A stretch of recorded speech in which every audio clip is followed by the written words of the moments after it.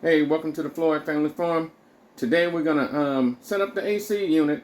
We got it mounted on the wall. Bam! There it is right there. We came in through the wall here and ran them down, and then they're connected here, and they go up through the wall back behind the unit.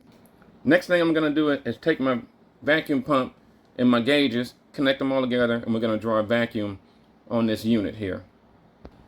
There's my vacuum. There go my gauges, and let's get this thing started. All right, after you got all the equipment together, here's the only thing you got to realize. If you've never done it before, read the instructions. They're about as clear as mud. So then you find you a video of somebody who's already done it. So here's how you want to connect your gauges.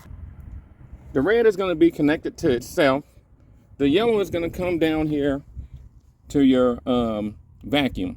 You're going to connect it here. You're going to make sure that it's all sealed up. And then your blue one is going to go back here to this little service port. Bam, right there. Now, for the mini splits, what they don't give you and what they don't tell you is that you got to have an adapter.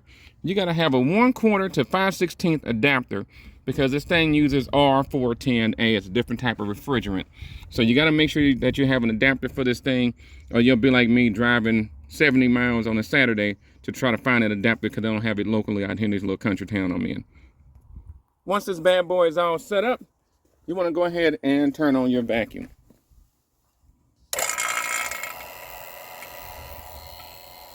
So the vacuum is on.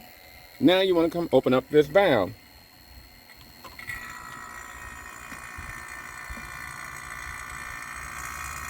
And we're going to draw a vacuum down to that 30 right there.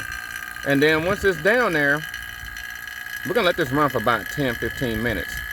Once it's down there, we're going to shut off the vacuum, and then we're going to watch this gauge to see if it moves.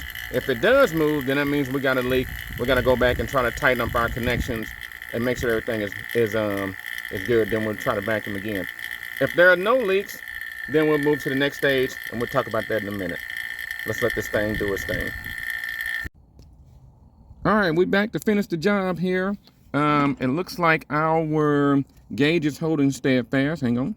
So we are still at the 30. So what you will do is once you draw down your vacuum for about 12 minutes, 15 minutes, then what you do is you turn off this valve and then you turn off the pump. And then you want to monitor this to see if there's any leaks because the numbers, it'll go down.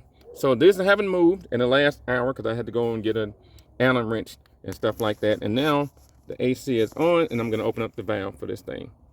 Let's get this back open.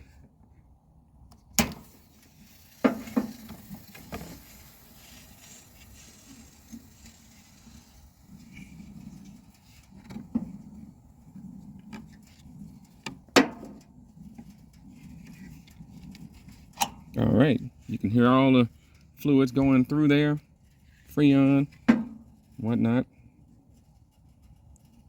Let it do its thing.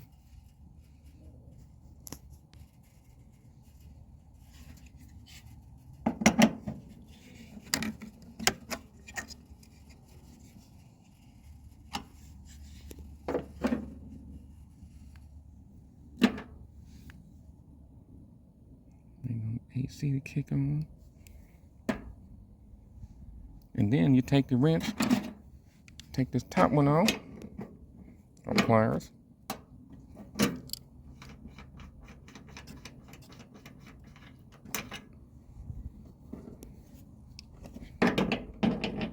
At this point, you can take this thing off.